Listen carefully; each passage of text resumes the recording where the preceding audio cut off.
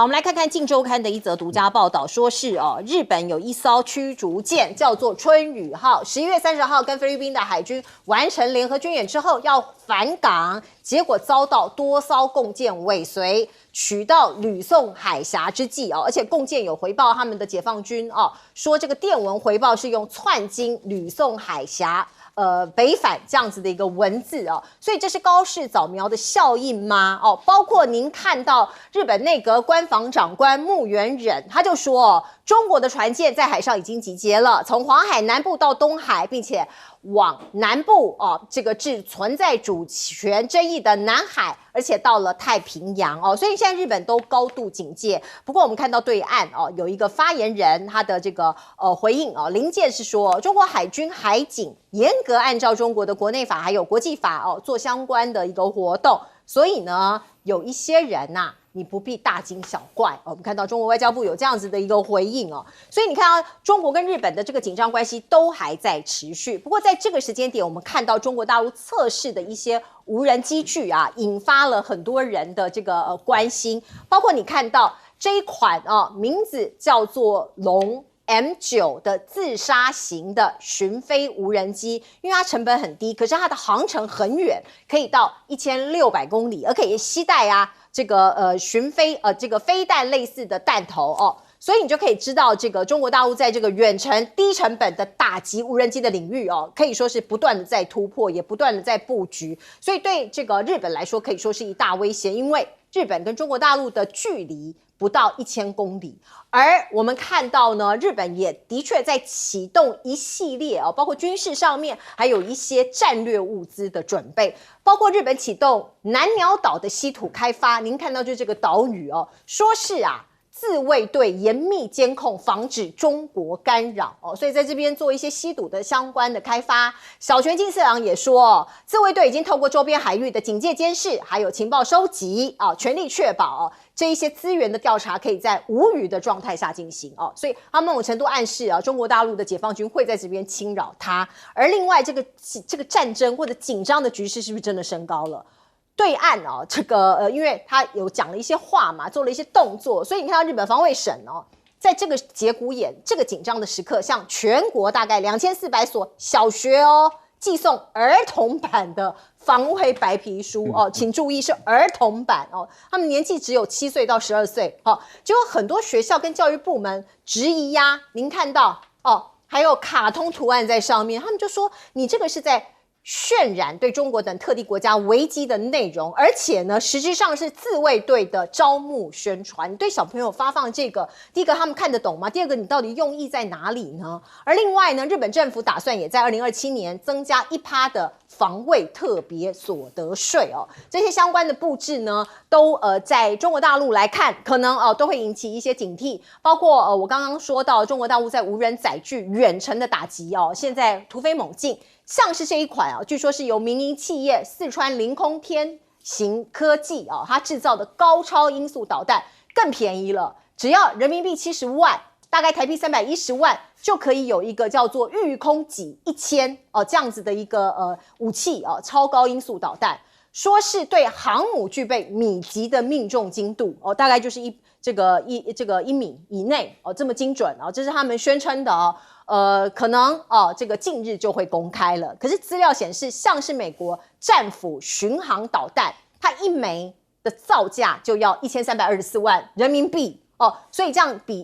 比较下来那个何止这个10倍何止100倍看起来是真的可以用非常低的价格来颠覆全球的国防市场。而另外呢，有一个重大的误击，就是爆发在美军。我们看到这是来自于美国的媒体商业内幕，它5号独家披露，去年12月在红海执行任务的提康德罗加级巡洋舰它发生了一个严重的识别错误，把2架美军自己的 F-18 超级大黄蜂战机误判为也门叛军的飞机把它它也发射了巡弋飞弹我们可以看到2名飞官在飞弹击中战机前弹跳逃生，可是因为它一架飞机的造价是新台币19.5亿可是战机已经没啦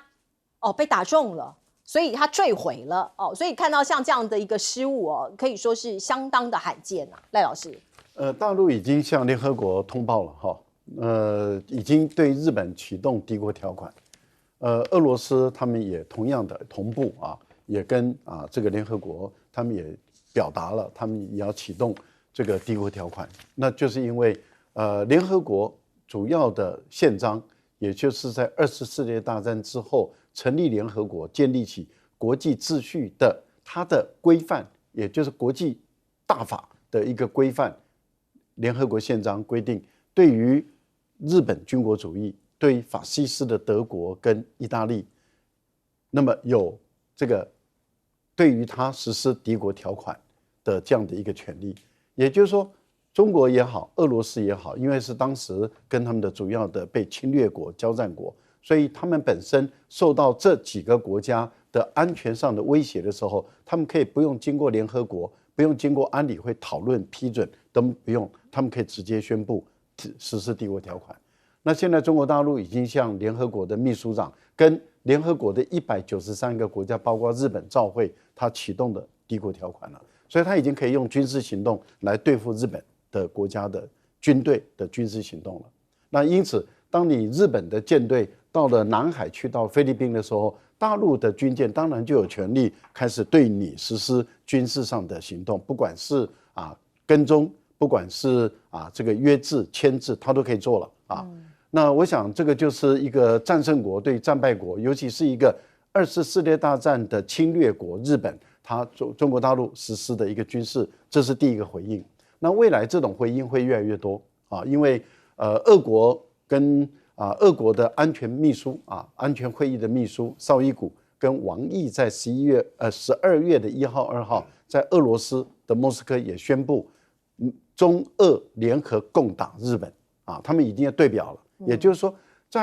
从现在开始，未来这中国大陆跟俄国有3方面的合作，一方面在军事科技方面的合作，2方面在情报共享的合作，3方面就是在于加倍的联合对于日本的巡逻、军演，还有就是牵制日本的军事的作用，这些已经开始对表，所以都是开始启动的。那日本也不要叫，因为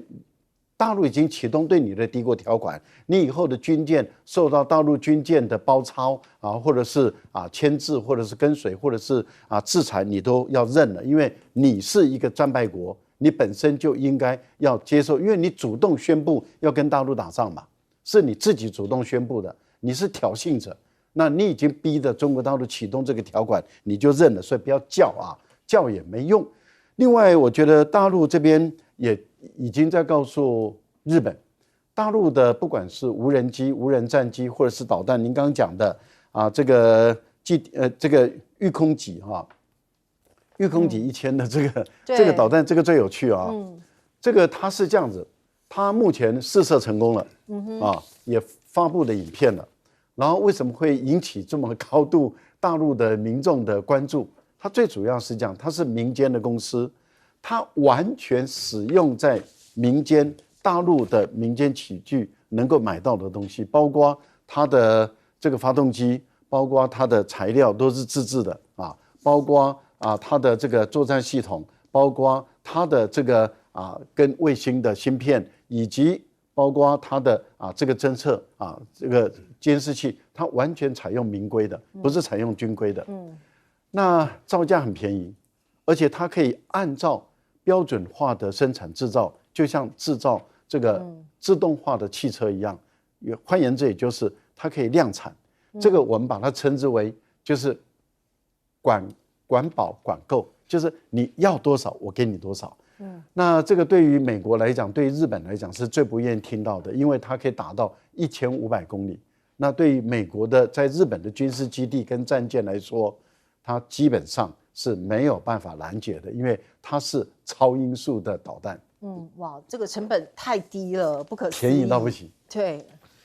我们在今年的93的阅兵我们看到了，解放军把之前我们不知道的鹰击飞弹号码给补齐了，也就是15、16、17、19、20，它全部补齐了。18鹰击18原来就有，然后呢，它还跳号。怎么跳号呢？也就是东风系列。原来东风41，我以为这次会展出来是拉出来是东风51，结果不是，直接跳东风61。那现在我们看到这个御天级1000，其实它是要昭告这个世界啊，这个也就是乘波体的高超音速飞弹的白菜价来了。那这一个呢，也就是我们讲到它发射的这个照片了。那我们讲到这个凌空天行的这家公司，它特别的那个出来澄清一件事情，也就是它的发射，其实它还有一张命中的那个影片啊。他说这2个部分呢都是真实的，而不是 AI 模拟出来的。它最厉害的是什么？也就是我们以前在研究啊，这个弹头啊，它要能够耐热，因为我们讲到高超音速飞弹是5倍音速。那它前面是陶瓷啊，我不用陶瓷，我用水泥可不可以？可以啊，它试射成功啦，它用水泥。然后它呢还有其他的很多部分呢，它用的都是比较便宜的。那但是呢，便宜也可以成功啊，也就是什么？例如说，他选用的这个缆线啊，飞弹里面的缆线，他说我没有使用这个航天级的，我使用呢汽车级的。也就是汽车级的就可以成功。那他使用的这个螺栓呢？他说我也没有使用航天级的，我用的是工业标准的。那但是呢，他也做出了一连串的模拟啊，也就是他如何的进行目货，然后他说他可以规避那个，也就是说他可以规避威胁。这个我们未来还要再观察一下，因为他说还会有相关的资料嘛。但是他的这个影片的最后啊，他来了这么一段，也就是呢，跟上时事面，就是直面对向日本啊。那我们讲到说啊，这种高超音速飞弹啊，其实是战略武器啊。那刚刚讲到说它是70万的人民币啊，那如果兑换台币来讲的话呢，它其实也就是我们讲到309万2200块。那同样都是这个战略武器我们看看我们的战略武器海鲲舰啊，那它的可是493亿6170万9千元啊。我们不要算那个前面吓死人的493亿，我们就算后面零头，也就是6170万9千元，可以买将近20枚的这个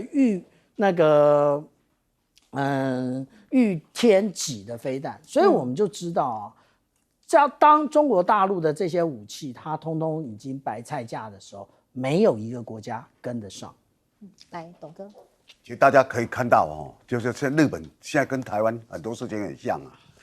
我们在发小级书的时候，他们跟小朋友发小白书啊，那白皮书，不可思议，你知道吗？大家看日本从高市早苗上任以来，他往军国主义发展，他已经是很明显的。高市一上任宣布，本来我的国防预算 GDP 本来是后年要达到2%，我今年年底就要做到了。今年年底剩20几天了，各位朋友那大家又看到2027，他要再增加1%，1%是怎么样？那就3%了，比多数的北约国家还高。你可以看到嘛，过去日本因为战败，刚刚你听赖老师在讲那个战败的那些原则之外，都很清楚。那时候德国、日本、意大利他们是轴心嘛。所以我们称人家叫邪恶轴心这些国家都是侵略者嘛。那侵略者当然自由世界的这些同盟国就起来了，对不对？协约国跟同盟国就可以看到啦。那这就是这些轴心的都被打败了，对不对？那时候就是二战结束了嘛，就是很清楚，二战结束了，世界的秩序重整，联合国就成立了过去本来就是的那一些秩序完全的不一样了。那我们今天看到日本，你作为一个战败国，你看每个战败国都很谦卑。意大利，你有看到他在扩张军武吗？没有。德国走到欧洲哪里都低头道歉总理甚至还跑去下跪了。总理到人家波兰是下跪了，为什么？因为我们那时候侵略是不对的，只有日本这个侵略者耀武扬威。然后现在你看他的军国主义是不是死灰复燃？现在。可以看到了这些东西弄出来的话，违背他自己的宪法，我们常在讲无核三原则，你不准拥有，对不对？你不准制造，也不准引进。现在高市也想把它打爆，三原则啊，各位可以看到了。然后这些义务的堆砌起来的话，经费要增加，然后它向下扎根，有没有看到小孩子都在学这个？我们中华民国也有，我小时候也被学过啊，我在金门小时候也被学过，我很知道。那时候当然两岸对峙，可能有战争。现在高市不是啊，他是主动我刚刚一直强调，他就是主动挑衅，对不对？他跟习近平然后见了面以后，第二天他马上跟我们 APEC 的那个代表，他还自己 po 上脸书说这是台湾的总统府之政，林信义自己 po 上，就这挑衅的意味就特别明显了。那你把日本把它往这里推，对日本会好吗？其实大家都很清楚，今天整个亚洲的不平静，就是高市早苗上任以来，他所有引起的都是跟他有关啊。那台湾跟他有样学样，两边互相唱和。你今天看到的危险就在这里，因为你无视于其他别人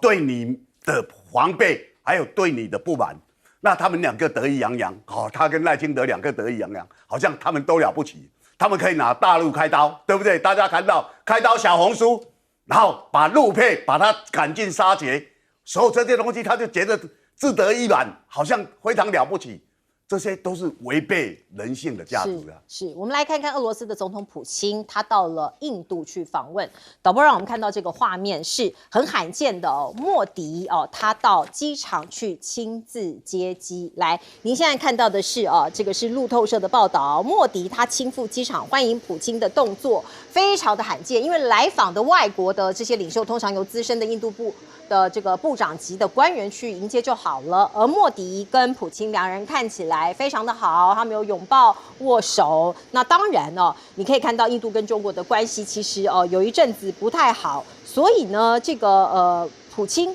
到了印度是不是某种程度要选边站呢？所以你看到普京他自己讲，他说中国跟印度都是亲密的朋友，他不会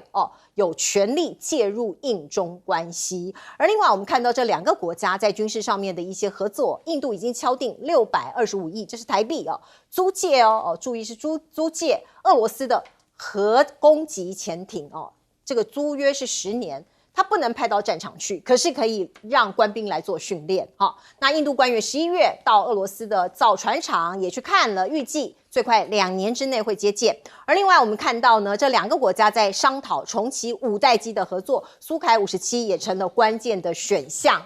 所以你看到媒体的报道内容是说，双方在讨论是否继续在印度生产苏30 MKI， 推动新一轮的升级或合作研究空射的武器那这两个国家加强军事的合作，川普嘞，他会不会生气呢？我们先来看看欧洲现在的一些领袖级的这些人物到中国大陆去。不过我们先看到马克宏呢，他被扯进一桩这个所谓的泄密案，这是根据 Politico 的报道说有一个泄露了欧洲领袖通话的记录。这通电话发生在川普政府发布28点和平计划之后，马克宏在这通电话里头有透露说，美国有可能在领土问题上面背叛乌克兰。可是安全保障不提供或者是不明朗那这个还警告泽伦斯基必须要格外小心。现在证实的的确他们必须要小心，而且美国的确这个28点的这个和平条约对乌克兰非常的不友善那到底是谁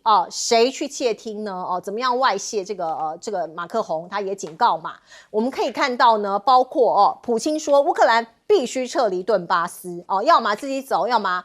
我就把你打跑。所以你可以看到俄罗斯它其实态度已经非常的明确了。乌克兰跟俄罗斯这一局可能即将落幕，可是马克宏是不是急于修补他跟中国大陆的关系呢？马克宏此刻正在中国大陆访问中法就乌克兰跟巴勒斯坦问题发表了联合声明有6点的共识，大概就是希望这两个地区都可以和平，都可以安稳。我们先来看看习近平跟马克宏的互动他们此刻在都江堰举行非正式的会晤大家要知道这个蛮不寻常的，因为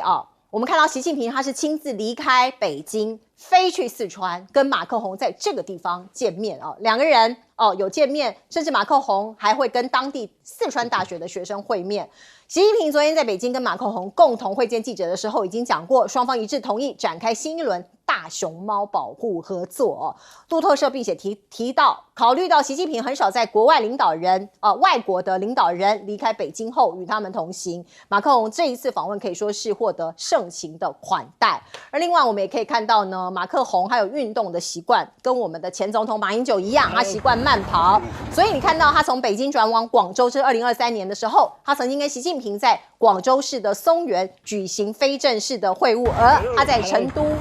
都江堰，大家看到他在这里做一个慢跑，那旁边有保镖，据说保镖不小心还掉进水里了。好，我们来请教这个赖老师怎么看包括马克宏的中国大陆之行，以及我们看到印度跟俄罗斯有进一步的接触了。莫迪的动作很明显的，而且是故意的啊，他希望川普吃味一点啊，嫉妒一点啊，然后对他好一点，不要再对他这么的坏啊，所以他亲自跑去这个机场去接待这个普丁，而且跟他拥抱，这个动作姿态做得很明显，就是给川普看的，因为川普现在正在修理印度嘛，他要印度不要再买俄罗斯的这个能源然后燃料，然后他对印度实施这个25%的附加关税，再加上原本的对等关税，所以是非常高。我们现在看到印度的这个经济状况一直往下走，很糟糕，而且印度的卢布嘛现在跌得一塌糊涂，而且股市一直在跌这个对于莫迪来说的话，这个都是苦不堪言。但是问题就在于普丁的做法继续在挑拨印度跟美国之间的关系。为什么？因为普丁接受这个印度媒体的专访他就直接谈到了，他说这个世界上很不公平，尤其是美国人这样做是很不对的美国人都向我俄罗斯买这个铀矿、铀燃料这个也是属于能源嘛，也是属于燃料。结果你美国可以跟我买，你却不准印度向我俄罗斯买。他说这个就是不对的嘛，你可以这个当那个什么放火你可以点灯，然后不准这个印度这个点灯等等。我觉得他觉得这个是很不合理的事情。好，这个是挑拨美国跟印度之间的关系。接着就被问到有关于他要不要重返 G7 的问题，也就是说因为川普已经邀请了，他说我不会回去。当初走的时候是怎么走的？当初也是美国人邀请他加入，他加入了以后，最后怎么把他赶走的？现在再回来了以后，他说我尴尬，然后你 G7 的国家也尴尬，那我站在哪里我回来的时候，我站主位吗？还是我站旁边靠边站，然后看你们在耍？然后接着他就被问到说，那如果习近平马克龙邀请他去参加 G7， 你有什么看法？他说我没有意见这是中国自己要做决定的。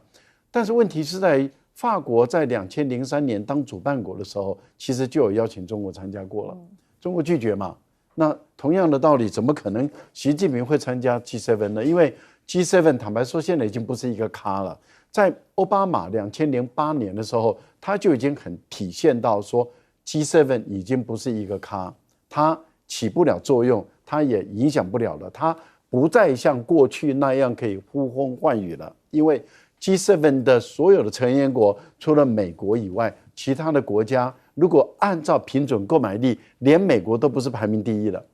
按照平准购买力，中国大陆排名第一，美国是排名第二，而排名第三的已经不是德国，也不是法国，是印度也就是说，如果按照平准购买力来平准购买力来讲，英国现在在全世界排名第10了，都已经掉到后面了。它唯一能够拿出来的就是说，它还有一些科技能力。可是如果谈科技能力，普丁讲得很明白了，中国大陆现在早就碾压你 G7 的，除了美国以外，其他所有的国家。那请问一下，这个 G7 还有什么意义呢？我想他讲的话其实是蛮露骨，但是也都是很残酷的现实，就是你 G7 已经没有什么用了。欧洲也不要把自己抬得太高了，你根本已经不是一个咖了。好，我们进一下广告。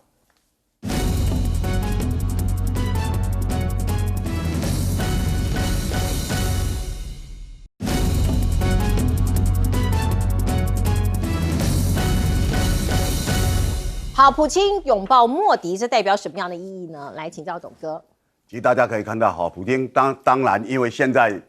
美国跟俄罗斯已经讲好了这一份草泥哦，对乌克兰的这个要把它终结哦。虽然最近引起非常多的讨论，但是其实普京自己不是非常满意啊。哦，那大家看到，当然现在还在谈。哦，白宫发言人说啊，我们现在谈都很顺利，其实没有很顺利啊。那普京跟去拉拢莫迪，为什么？因为莫迪不甩美国人说你不准跟俄罗斯买能源嘛，天然气煤炭这些你都不准买，他照买，而且趁着你最便宜的时候大量的买。那大家可以看到这就是印度过去他常常摇摆在这里。那你今天再看其实中国大陆最近有非常多人访问，最有名的就是泰王，50年来泰国国王去访问这我们上次在节目上讲了。西班牙的国王也去访问了。那马克龙当然更多。大家可以看到，其实欧洲这些年来在美国的手指下对中国大陆下手啊。那最有名的就是电动车课重税，欧盟啊，大家看到了。那这个税非常的重大概17%到36%的重税。他就说，因为你这个他用就是说你补贴嘛，我还补贴那这个其实那时候在欧盟里面是有非常多的讨论，很多的争执啊。有2个国家最坚持，一个是法国一定要干，一个是西班牙也一定要干。那中国大陆说好，西班牙卖猪肉嘛，西班牙卖猪肉，西班牙最近猪肉很惨，你知道吗？发现非洲的猪瘟10几个地方它其实对他来讲影响很大。大家知道西班牙的猪是全世界最好吃、最有名的，那这对他影响很大。他过去卖中国大陆，那中国大陆当然也对他做了一些措施。法国呢，习近平对马克龙其实是非常好。他上次去在北京跟他会面，后来马克龙到广州，习近平特地南下大家可以看到了。但是法国他毕竟不像过去梅克尔这么有魅力啊。马克龙当了法国总统以后，他本来跟澳洲订了一个帮他要做潜舰结果澳洲毁约，因为美国告诉澳洲不要跟他买，我帮你做核子潜舰，不要做法国人这种已经淘汰了。结果美国跟英国跟澳洲就签了那个，法国觉得自己被背叛了。虽然马克龙也常在背叛别人，所以这次他赶快积极发现不对了，他不找中国来帮他那个，他就没办法成为大。是，来我们进一下广告。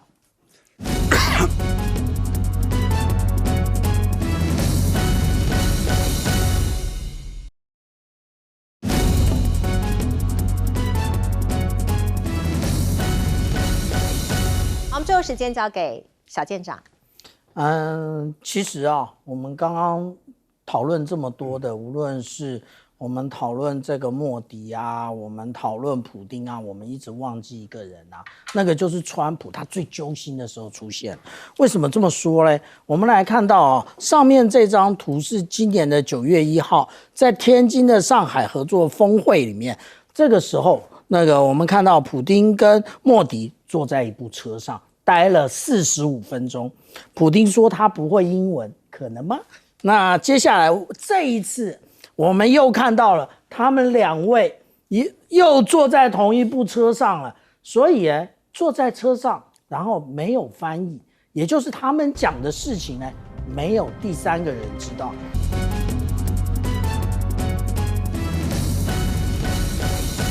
好，欢迎您回到新闻大白话的现场，我是钳子，介绍这1个小时的来宾。首先是资深媒体人董志森，是，大家好。另外是国际政治专家赖岳乾老师，主持人好，观众朋友大家好。前海军舰舰长吕礼诗，主持人好，各位观众大家好。好，观众朋友，您有在使用小红书吗？现在最新消息是，我们看到刑事局公布了，他说小红书将遭到封锁1年。如果你在台湾用小红书的话，你可能上不去，需要翻墙软体。这个理由是什么？哦，国安检测有15项不合格，而且呢，有很多诈骗的案件是经由小红书来整个这个宣传出来，所以你看到小红书被禁王一川立刻说下一位抖音他直接点名说下一个可能要被封锁的就是抖音。那另外呢，当然有很多年轻朋友都在使用这一款 APP 被禁了，他们都一片哗然呐因为上头有很多美妆的啦，有很多旅游的资讯，跟政治相关的比较少因为我自己也有在用陆委会说这不是针对哪一国的软体，因为有很多人就有反馈嘛，说你是不是因为这是中国的 APP， 所以你才要禁呢？我们看到包括梁文杰就讲，他说这是针对诈骗案、假消息，不是针对哪一个国家的软体，也不是跟两岸有关。可是政府告诉我们说，是因为诈骗案它被封锁所以我们就来看看呢。根据数发部，它有公布一个排行榜，我们现在台湾被诈骗在网络上被诈骗的最高的是 FB， 有5万多件，再来是脆1万多件 ，IG 啦、Line 啦、TikTok 都有，小红书连列榜都没有列榜所以这个理由也非常的奇怪那我们再来看看，包括这个郑丽文国民党的党主席就说，民进党现在已经活成自己最讨厌的样子了。熟悉网络的朋友都知道，我刚刚说了，不管是旅游、穿搭、美妆教学等，很多人直觉反应就是点开小红书，所以使用的女性居多那为什么要禁？很奇怪如果要禁的话，你禁 TikTok 用的人更多就非常的奇怪，而且它的诈欺或诈骗的这个媒介也比较多嘛。我们再来看看一个社会新闻现在讲到诈欺，讲到诈骗犯，大家都觉得很生气啊。我们看到中国大陆3号以小三通的方式遣送了10名台籍的诈骗犯返抵金门，然后呢就把他们丢在那儿所以呢陆委会就很不满而且呢4号隔天又一样没有知会的情况下，把3名诈骗犯从叫他们自己搭机回台湾，所以刑事局说他们疲于奔命。过去的这个案子处理方式好像不是这样那现在是不是两岸之间关于这个所谓的诈骗相关的法律上面的或者是通联这些都已经没有了呢我们再来看看，包括民进党现在义无反顾挺一次，挺的对象是日本我们看到包括卓荣泰接见了日台交流会的会长，感谢高市早苗力挺台海和平，还送了一个礼物那在这个信赖台湾之友会也组团访日拼观光，更不要说前一阵子从总统民意代表都带头大吃寿司，在整个在观光上面都有一些促销到日本去。你看到这些网红把自己的名字都改成日本名了，叫大岛中宫那我们看到民进党的立法委员也用日文名字，这是他们直播的封面，大家看一下这个是铺马嘛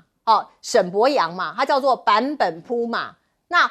黄杰叫高市小杰那我们看到龙山佩子，这吴亦佩都取了日本名字底下的这个字看起来更搞笑了。他说马关条约续约了，日本名字想好了，什么意思啊？大家有念过历史吧？马关条约是把我们台湾割给日本所以意思续约是要把台湾再割给日本吗？我们的国会议员在直播是直播这个好尴尬我们再来看看国际社会挺日的力道看起来其实蛮弱的，没有什么人在声援啦薛瑞福更说，恐怕因为川普政府希望跟中国达成贸易协议，所以大家保持沉默。那俄国外交部是连续3周批评高市错误的言行，德国又给高市上了一课，这是来自对岸的报道说是德国跟波兰最近呢有做一个政府之间的磋商德方将永远铭记2战时期纳粹德国对于波兰造成的深重伤害，所以中国大陆现在的一般舆论认为日本完完全全不如德国，并没有深刻的反省。来请教董哥。当然没有反省大家知道日本那时候占领台湾的时候，在台湾杀了60万人其中最多的最大的那一场就是在台南我们所知道的西来安事件。各位朋友如果有兴趣可以上网，余清芳领导了对抗日本人，结果全部被杀害日本人抓到他们以后是怎么样？是用铁丝把他们脚跟手穿越就这样绑起来，你知道吗？哦，那大家可以看到了，哦，就你现在看日本那时候的残暴，再看到现在民进党的态度，哦，难怪很多人讲民进党的哦碰到日本人跟狗一样，哦下跪，哦，这讲得这么难听。那各位朋友，你可以想象看，最近当然因为中国大陆跟日本它有一些冲突，最主要的来源是高市早苗嘛。因为大家想一想看，这2天啊，昨天有一个新闻出来说高雄要参选的赖瑞隆的儿子跟人家冲突，赖瑞隆说我儿子先打就是不对，先出手就不对。高市早苗跟中国大陆是高市早苗先出手啊，对不对？他平白无故去讲啊，那他讲了以后，就说谁主动？大家可以看到，虽然很多人讲中国大陆很多做法，我们也不以为然或怎么样，当然可以这样讲，但是我就是挑衅了这一方啊，大家看到了，挑衅这一方，无论如何，在舆论或在道德或在法律上，他的罪过都是比较大的。那台湾现在是全世界最力挺日本的，美国不挺，德国不挺，俄国这些人更不用讲。那大家看了，台湾又怎么挺？因为日本是要帮台湾搞独立的，台湾人有没有这么多人主张独立？没有，民进党是少数党啊，民进党在国会是少数啊，赖清德得票是事实啊，可是他认为说我就执政，我想怎么样就怎么样，所以大家看到了那些民进党的国会议员那种嘴脸，看到真是令人摇头啊！马关条约又来了，是不是又要续约了？那马关条约是这100年来最大的欺辱啊！就是你被割让给别人，然后你是做人家的殖民者，对不对？大家看到情况就这样。其实这种都很近代内的历史大家印象都很深刻，也不可能伪造。可是最主要是日本的态度很恶劣，他拒绝承认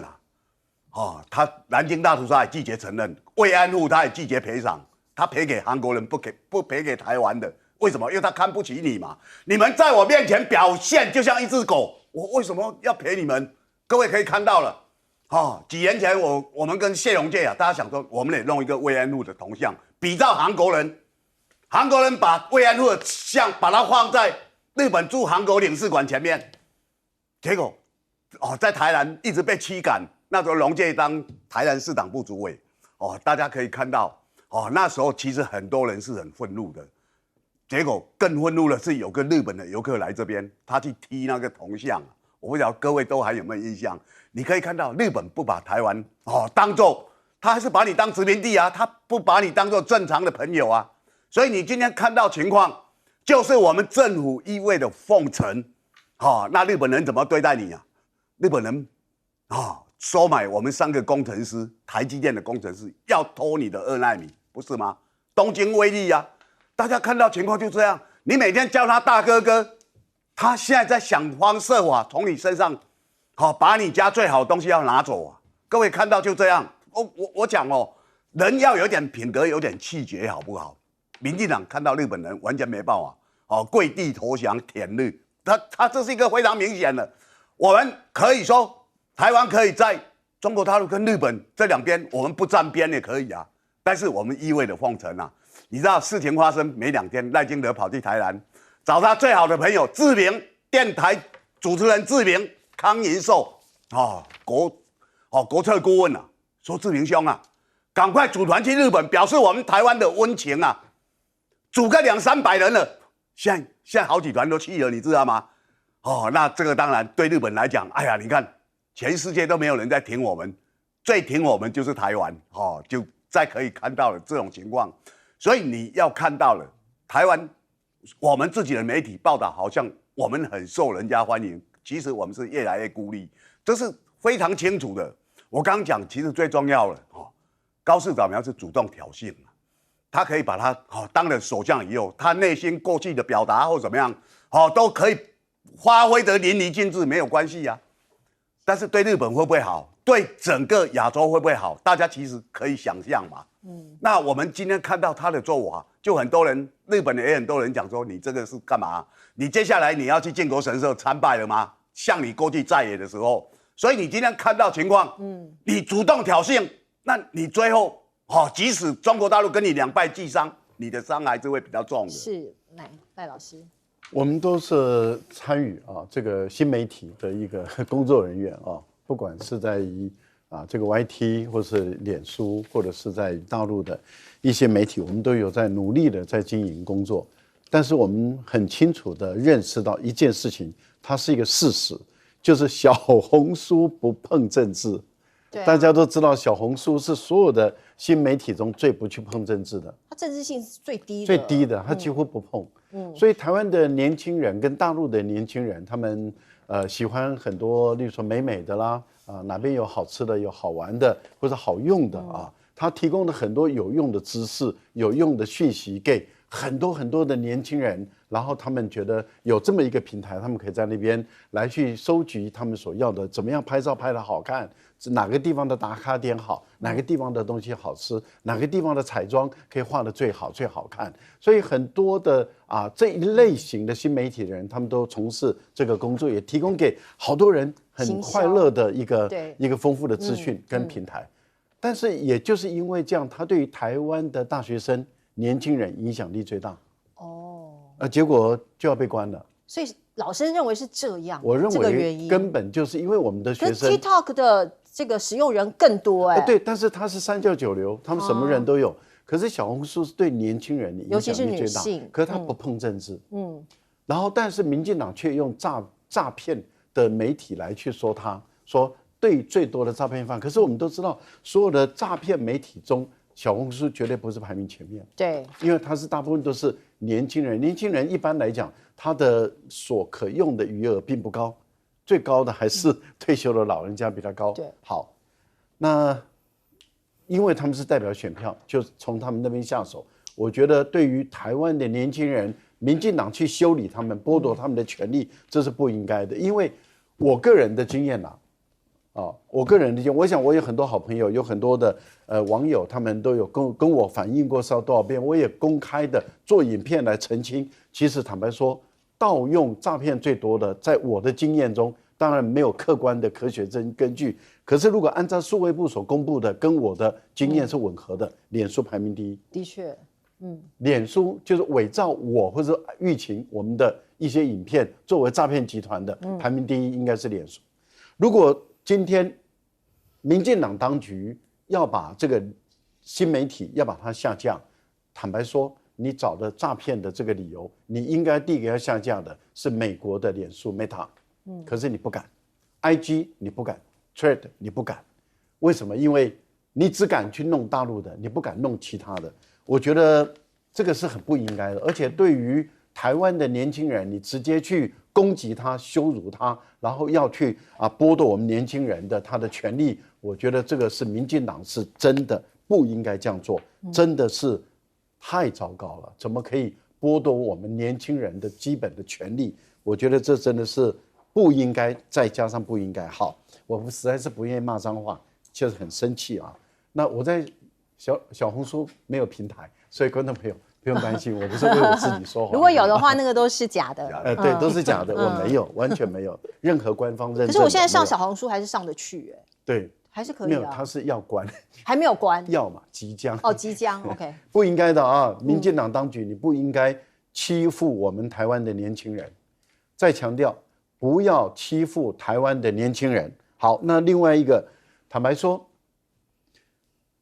日本高市早苗的做法，它